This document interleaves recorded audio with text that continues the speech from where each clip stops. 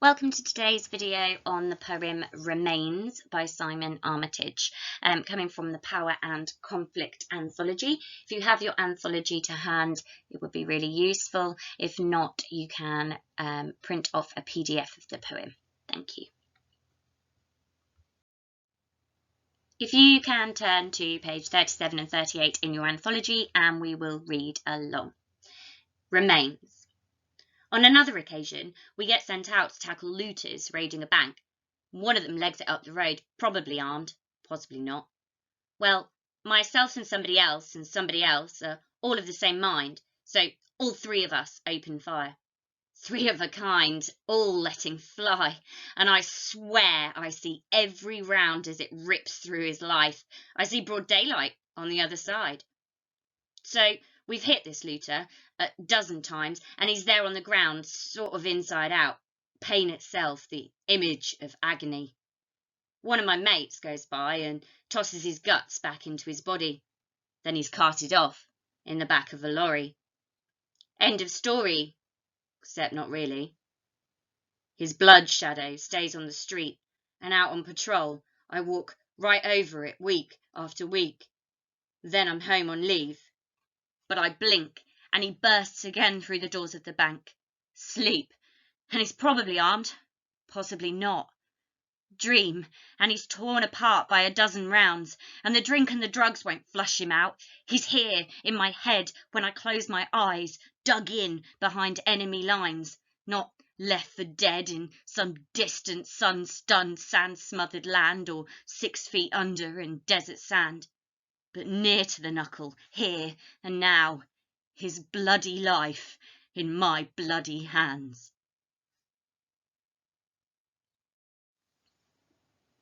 Here you have a selection of 6 pictures that you can link imagery-wise to lines in the poem. I'd like you to pause the video and see if you can match up the image or the imagery created by the lines to the specific line in the poem. This will help you to select quotes that you can discuss in your revision. Thank you.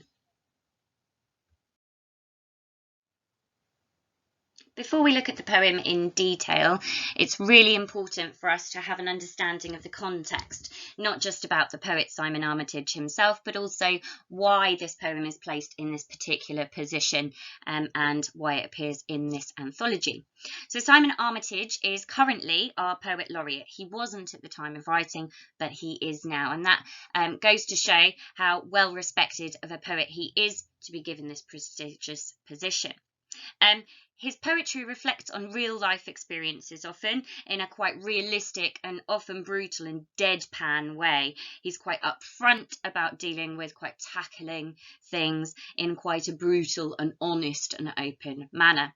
It makes his poetry quite shocking and quite upfront. In this poem in particular, he interviewed veteran soldiers to see the impact that modern warfare has on them. So this poem is a direct reflection of interviews that he made with real-time veteran soldiers. This poem in particular comes from a 2007 interview with a soldier that served in the Iraq War. The use of first person in this poem, as well as that kind of colloquial, kind of almost slang narrative style, makes the poem seem as if it's a direct transcription of the interview rather than a carefully constructed poem. It was included as a result in his 2008 anthology that reflected on modern warfare. Now, this realistic take on war poetry creates a shocking effect for the reader. We notice the almost trivialization of the act of killing, which is then juxtaposed with the after effects of the narrator's supposed PTSD, which we know stands for post-traumatic stress disorder, as a result of this event. So he almost trivializes it in the poem. It's almost flippant, it's almost throwaway, and then we get that transition into his current situation and how he can't escape the memory and the recounting of that traumatic event. Let's start off by looking at both the title of the poem and stanza 1. Don't forget that you can analyse a title of a poem because it has been specifically chosen by the poet to give us some kind of meaning. In this case, the title Remains is ambiguous in that we can seek out different interpretations to the meaning of that word to kind of make sense of the rest of the poem. So the word remains can mean to stay fixed in one place, i.e. it remains, it's there forever, it's permanent. It can also mean human remains, as in somebody who's been found dead. You could also have something remains, the remains of something as what's left over, what remains after something else has been taken away. You've also got remains in his head. So the character who we see die remains in his memory. It's something that's retained over time. So all of those examples of interpretations of the title can work with however you want to then discuss the rest of the text. So let's have a look at stanza 1. We start off with on another occasion, which suggests that the narrator is mid-flow. They've already had a previous conversation about another event, and so we start at this midpoint discussing this new another occasion, which suggests that this occasion is worth discussing and we don't get to hear the previous conversation. This links in quite nicely with that context about this being kind of taken from a transcript of an interview. Then also on line 1 we get a we, this plural pronoun we suggests that the narrator was not isolated and alone. There's a sense of camaraderie and togetherness, and that links in later on. It's almost juxtaposed with the way the other character is described as one of them. Okay, so the singular one tells us it's just one person and it's identifying them as alone and isolated, but the them again is a form of othering because they are separate, they are them, and it's a sense of detachment from their individual here. Then also in line 3 we have this colloquial language. He legs it up the road. Legs it means to run. It makes it seem more trivial, more commonplace, as if the person is kind of comfortable talking about this situation at the moment. Then the last line of stanza 1 we get after he's legs it up the road, he's probably armed, possibly not. Okay, this is quite casual here, probably armed, possibly not. The emphasis, because of the punctuation, is more on the first clause, the probably armed, rather than the possibly not. And therefore, it's his way of justifying the action to come. So in stanza 2, we hear more of this narrator's story, the soldier's story. So in line 5, well, myself and somebody else are all three of the same mind. Or sorry, all of the same mind. So we have here, he's separating out himself as an individual, but we have the anonymity given to somebody else and somebody else. That repetition emphasizes that it wasn't just him involved, and yet he is still anonymizing the other co-conspirators by saying somebody, which gives a sense of protection for the other people involved. However, the all of the same mind on the other side is justifying the action because they were all in it together. They all did it at the same time, thinking together. You can't be all of the same mind. It's impossible. So that is metaphorical language. Then we move on, line 7, all three of us open fire. Again, open fire is quite colloquial military terminology, and it is trivializing the extremity of all three of them taking that action together. Then we have three of a kind, all letting fly. Letting fly is all about release. It's that release of their aggression, and letting fly as well makes it sound exciting, as if they are enjoying this experience, which is quite callous in a way at this point. And then at the end of this line, we have the enjambment moving into stanza 3. And I swear I see every round as it rips through his life. He's getting carried away with the I swear. It's too exciting for him reliving this experience in this casual way. As mentioned in the previous slide, we had the enjambment coming through into stanza 3. We're beginning to build up pace here as he's recounting his story, so the enjambment helps that flow to release and make it sound more like he's getting into the moment and talking a little bit faster. We have this kind of brutal, almost slow motion description here of I see every round as it rips through his life. In my head, I picture the scene from The Matrix where the bullets are flying really incredibly slowly and you are absorbing everything as it's going on. And this helps us to imagine him recalling this memory and living it back out as he's watching this quite brutal, horrid description of the bullets ripping through his life. Obviously, again, metaphor, you can't rip through someone's life. It is ripping through his body at this point. Line 10, I see broad daylight on the other side. For me, this is probably the most grotesque description in this quite brutal poem.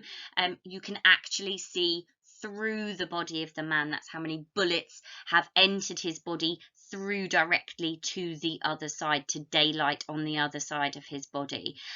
It's quite horrific that there is light coming through that body from the other side.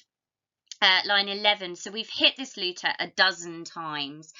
A dozen times is quite informal, again quite casual, nonchalant about the amount of bullets that have entered this man's body. 3 of them shooting at the same time a dozen times is excessive force, and yet here again it's quite colloquial, casual language to describe this really grotesque moment.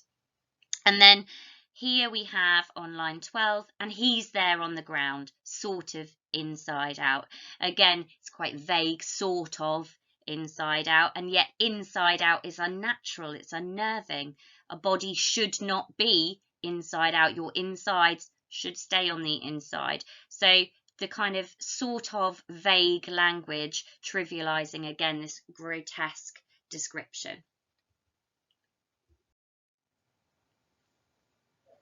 So in stanza 4, again, we have this enjambment, so we're moving through the stanzas at pace at the moment. So we've just had the description of his body being inside out, and now on line 13, we have pain itself, the image of agony. So we have here the person who is dying described as the personification of pain itself. So if we could imagine pain personified, it would be this man. It's extreme agony as well as extreme pain. It's not just a little, it's intense and extreme, and he is watching this face. Then the next line, line 14, one of my mates goes by. One of, again, anonymizing his mate, his friend, is quite protective of this person who then does this horrific deed. In line 15, he tosses his guts back into his body. The verb tosses here is so disrespectful and callous. You toss garbage or something rubbish away, something redundant and to be disregarded, and yet this is a person's insides, a person's body, and that kind of callous, disrespectful action highlights how we as readers now are kind of turning against these people and this decision. And then finally, so line 16, then he's carted off in the back of a lorry. Carted off again, quite vague, quite disrespectful here. You cart off animals or stolen goods. It's all about the devaluation here of this human life, as if it's some thing to be disregarded and disrespected. Stanza 5 takes us to our volta. Now, a volta is the point in a poem where the mood shifts and changes from one to another. So at this point in this line, we have end of story, except not really. So the end of story is the end of the kind of casual tone, the kind of nonchalant, I don't care, I can relive this experience, it was kind of exciting and fun, and I don't care anymore. It's as if as well, end of story suggests that there was some kind of fairy tale, quite casual, and yet the comma rather than the full stop, so, and the except next bit is foreshadowing this change, and that's why there's this volta here, because it foreshadows that it is not the end of the story. We are continuing on, and there will be a shift now from this fairy tale tone. It is not the end of the story. It actually is going to get worse. So then in the next line we have his blood shadow stays on the street. So blood shadow there, reference to the staining of the pavement or the street with the man's blood. The stain remains on the ground, and again linking to the title, remains, as well as in his head. Over time, inevitably that stain would fade, especially in direct sunlight.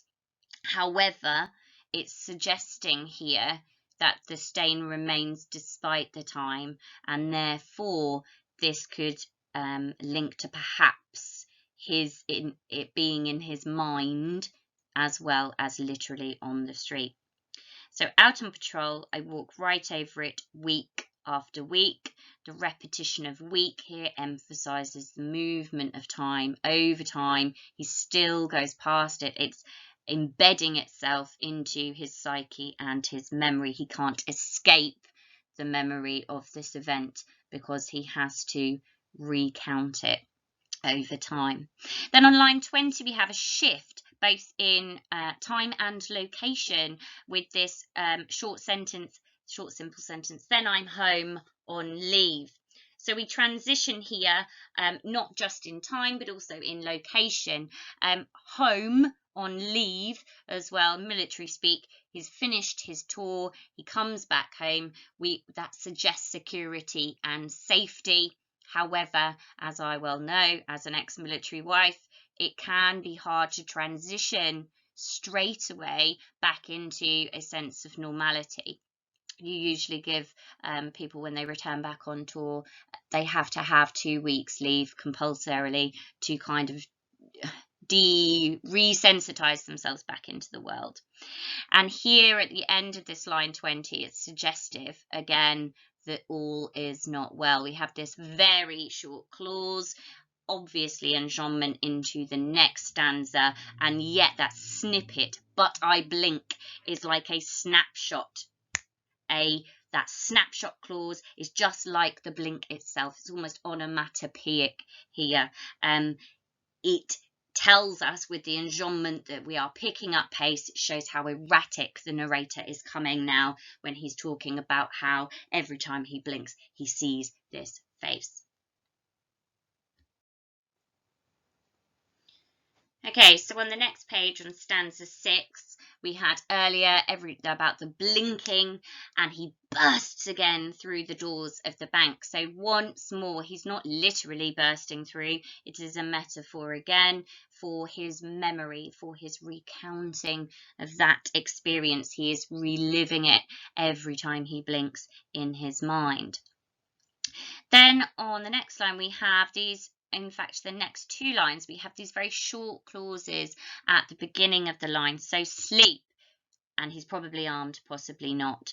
And this short clause emphasizes sleep, and it's still in his head. He's probably armed, possibly not here, because of the change in the punctuation, because of that short clause at the beginning of this sentence, and then the full stop at the end of possibly not, which makes us pause to think because of the breath. the emphasis in this sentence becomes on that final clause, the possibly not, which is a shift from the repetition of the phrase earlier on, where the emphasis was on the probably armed to justify. The emphasis changing in this particular line shows us that now he is in doubt. Possibly not now means that he's thinking more about how he could not have been armed, and therefore they had no justification to take fire. The next line as well, we have that short clause at the beginning again, dream, and he's torn apart by a dozen rounds. So again, he's having nightmares now. He's not dreaming, he's having nightmares. They're brutal and they're affecting him. It's a bit like the link to the nightmares that happen in the prelude with Wordsworth. He cannot escape this memory, this recounting of memory that happens in his mind. It affects him forever. And then, last line of this stanza, and the drink and the drugs won't flush him out. Now, as we know, drink and drugs, well, not so much drink, but certainly drugs in the military are not allowed. You get drugs tested, so he's seeking out things that could potentially risk his career, his job.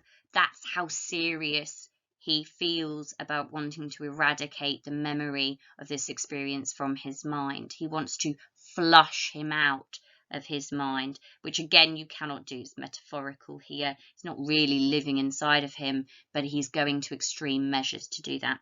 The dash at the end as well of this stanza means that we move quite swiftly into the next. And here we have the last two stanzas, stanzas 7 and 8. So we're coming to the conclusion of this poem. Line 25, he's here in my head when I close my eyes, dug in behind enemy lines. Obviously, this is metaphorical. He can't escape the image of the man. He's not really in his head, but that's how it feels because he's always there. If he's dug in as well, that's personified this man as another enemy that's really alive and there. Stubborn and unmoving, cannot be defeated by him. So that personification again is intensifying this imagery of this person that is remaining with him forever.